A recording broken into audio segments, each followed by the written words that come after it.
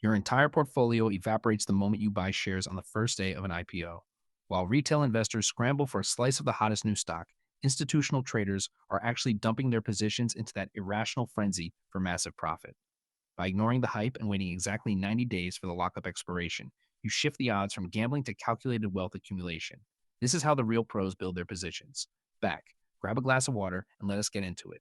When a company announces it is going public, the hype machine starts turning at full speed. You see the headlines, you hear the buzz on social media. It feels like a once in a lifetime chance to get in on the ground floor of the next Apple or Amazon. But here is the reality of the market. The price you see on your app, the moment the ticker goes live, is almost never the fair value of the business. It is the valuation of the FOMO or the fear of missing out. Think back to the Facebook IPO on May 18th, 2012. Everyone thought it was a guaranteed win. The shares opened at $38. Within months, that price crashed to below $18. If you bought on day one, you were holding a bag that lost more than 50% of its value in just a few weeks. That is our first point. The pop is a trap. Institutional investors and early insiders get their shares at a preset price, often much lower than the opening price you see on the exchange. When the public market opens, those insiders are often looking for liquidity. They are selling their shares into the frenzy created by retail buyers like you. You are essentially providing the exit liquidity for the people who actually got in on the real ground floor. Consider the LinkedIn IPO on May 19th, 2011. It soared to over $100 on day one, but that price was unsustainable. It took years for the fundamentals of the business to justify that kind of valuation. If you bought that day, you were not investing in a company. You were betting on the sentiment of other retail traders. The best way to win is to wait for the hype to die down. Look at the data. A study by the University of Florida found that companies going public in the United States often underperform the broader market index over the following 3 to 5 year period. That brings us to our second point, the lockup period expiration. This is a mechanism built into the IPO process. When a company goes public, its early employees, venture capitalists, and founders are often prohibited from selling their shares for a period of time, usually 180 days. What happens when that lockup expires? Often, you see a sudden massive wave of selling as these early investors cash out their positions. This phenomenon is known as the lockup expiration dump. If you bought the stock on day one, thinking you were a long-term holder, you are now facing a secondary wave of selling pressure that can drive the price down even further. Think about that for a second. The market is not just fighting the initial overvaluation, it is fighting a scheduled event where millions of shares hit the open market. If you are finding this breakdown helpful, hit subscribe. I drop these deep dives every week, and sticking around ensures you do not miss the tactical shifts that protect your capital. Now, here is where it gets interesting.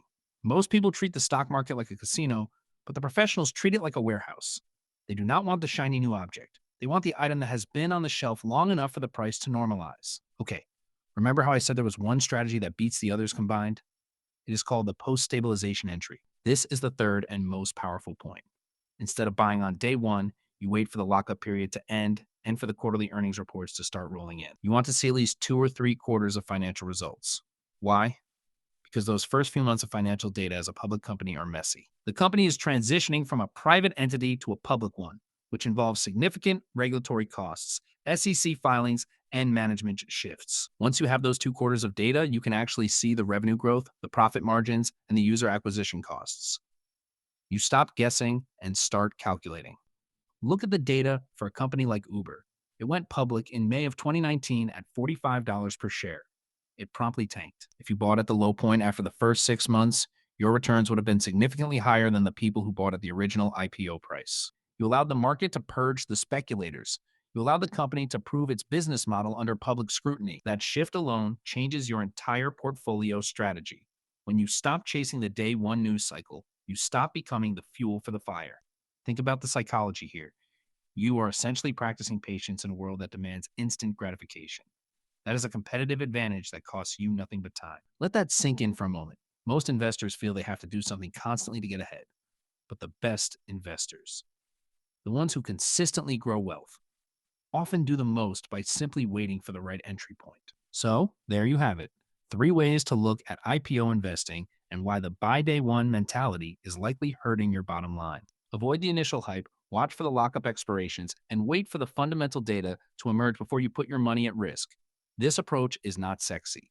It will not make you rich overnight, but it will prevent you from being the one holding the bag when the bubble bursts. If you got value from this, share it with someone who needs to see it and subscribe so you do not miss the next deep dive. Next week, I'm breaking down why your diversified portfolio might actually be holding you back from bigger gains. You will want to be here for that one. Take care, and I will see you then.